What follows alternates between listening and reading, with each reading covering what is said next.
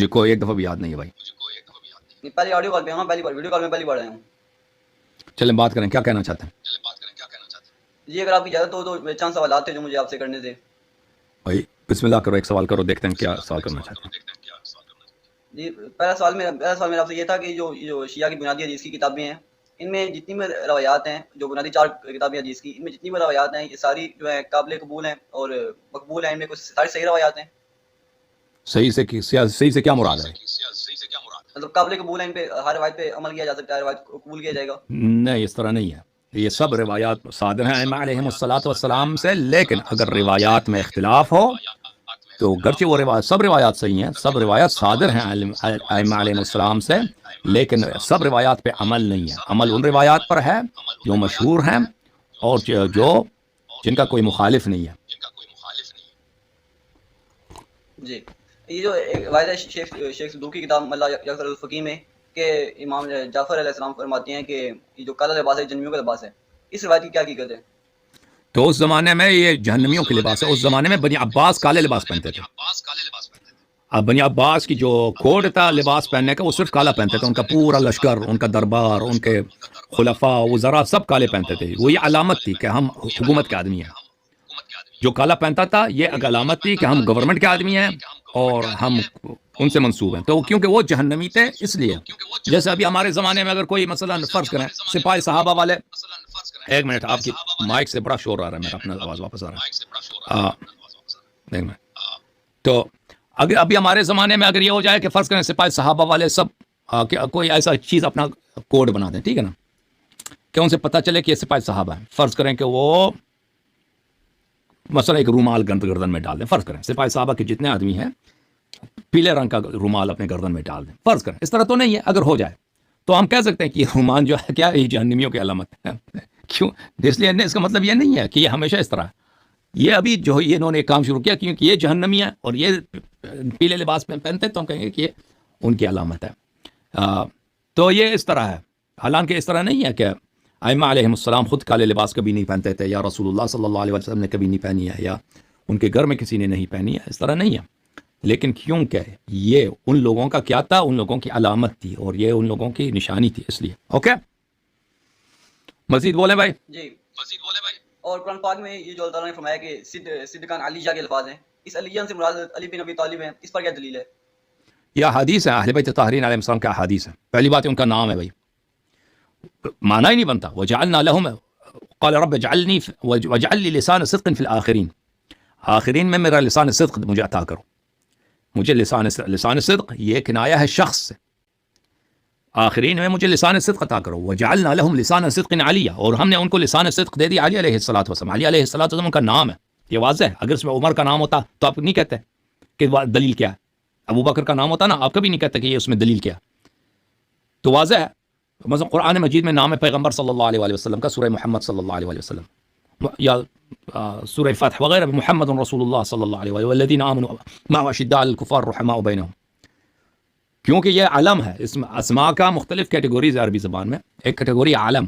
علم جب آپ کہتے ہیں نا مسمى کو، علم مسمى کو بعینہ ہی مشخص کرتا ہے. جب آپ علم کا ذکر کرتے ہیں تو یہ بالکل اس سے مراد مسمى ہوتا ہے. عیسیٰ ابن مریم کا جہاں بھی قرآن میں نام ہے اس سے مراد عیسیٰ ہے، کوئی اور نہیں ہے. مثلا حضرت موسیٰ علیہ السلام کا جو نام ہے وہ موسیٰ علیہ السلام ہے. کوئی نہیں کہتا کہ اس میں کیا دلیل ہے موسیٰ ہے. تو پہلی بات یہ ہے کہ ان کا علم ہے، علم ہے. دوسری یہ ہے کہ اہل بیت طاہرین علیہ السلام کے احادیث ہیں کہ انہوں نے فرمایا اس سے مراد علی سے مراد یہاں پر علی علیہ الصلوۃ والسلام سید المسلمین امیر المؤمنین علیہ السلام ہے. اور پھر اس آیت کا معنی بھی نہیں بنتا وجعلنا لهم لسان صدق علیہ. اگر ہم اس کو علم کے طور پہ نہیں لیتے اور اس کو صفت کے طور پہ لیتے ہیں کہ یعنی اونچا بلند، ہم نے لسان صدق ان کے لیے اوپر کر دیا. لسان کس کو بولتے ہیں؟ زبان کو بولتے ہیں. سچائی کی زبان کو اوپر کر دیا. سچائی کی زبان کو اوپر کر دینا اس کا مفہوم ہی نہیں بنتا. آپ زبان کو اوپر کریں نا، یہ زبان کو اوپر کر دیا یعنی کیا؟ آپ کو کوئی اس طرح کا تعریف کرتا ہے کسی کہ ہم نے آپ کے لیے سچائی کی زبان کو اوپر کر دیا. اگر مثلا مراد یہ ہوتا کہ ہم نے ان کو کیا بنایا، ہم نے ان کو سچ بولنے کی توفیق عطا کر دی، ان کو صادقین بنا لیتا. یہ اسلوب نہیں ہے بیان کرنے کا کہ ہم نے حضرت ابراہیم علیہ السلام اور ان کے اوصیاء کو، انبیاء کو سچ بولنے کی توفیق دی ہے کہ وہ جھوٹ نہیں بول سکتے، سچ بولتے ہیں. اس طرح وہ نہیں ہے. اگر مراد یہ ہوتا، یعنی یہ اسلوب نہیں اس طرح بیان کرنے کہ ان کی زبان ہے، ان کی سچائی کی زبان ہم نے اوپر کر دی، یا ہوتا کہ ہم نے ان کی تعریف کی ہے، تعریف اور ستائش لوگوں میں پھیلا دی ہے، یہ بھی اس طرح کوئی بات نہیں کرتا. اس طرح کی عبارت نہیں ہے زبان میں، ٹھیک ہے نا. تو اس کا مفہوم نہیں بنتا. وہ لگا اس طرح بات نہیں کرتے. تو لازمی بات ہے کہ اس کو اگر علم کے طور پہ لے لیں کہ اسم ہے، فرد کا نام ہے، تو واضح ہے، اس کا مفہوم بنتا ہے.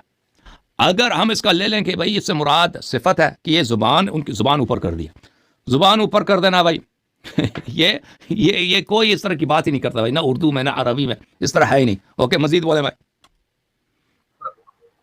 اگر مراد یہ اسلوب نہیں اس طرح.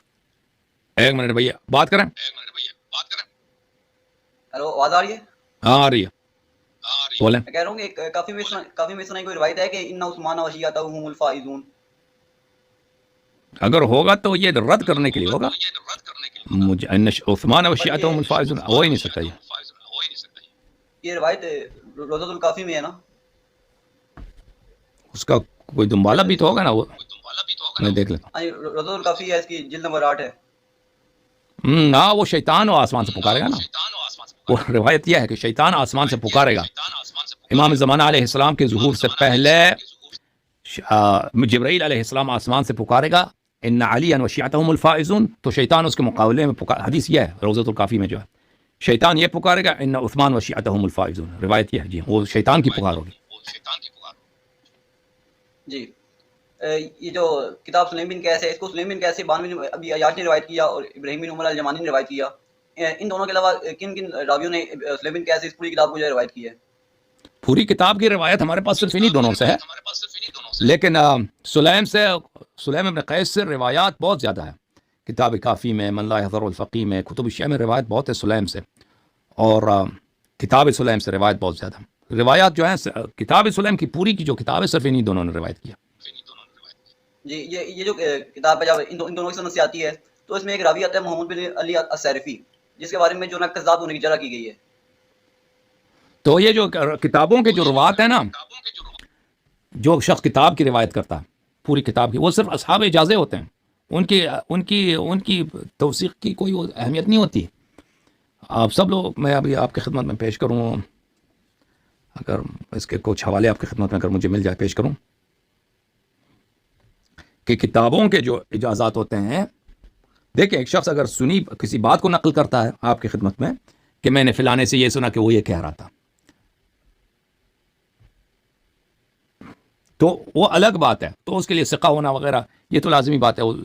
لیکن اگر ایک شخص آپ کو اجازت دے رہا کہ آپ اس کتاب کی نقل کریں مجھ سے، تو کیونکہ اس کتاب کا نسبت مصنف سے ثابت ہے،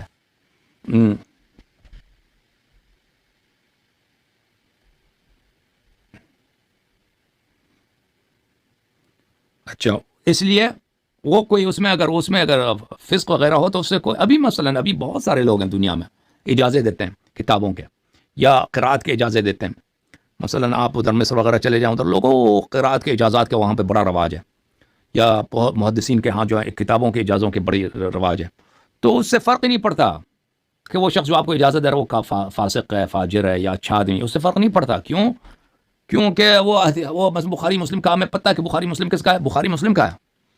اس سے بخاری مسلم کی کتاب کے جو راوی ہیں اس سے فرق نہیں پڑتا اس سے کہ وہ اچھے لوگ ہیں یا ان کی توثیق ہے یا نہیں ہے.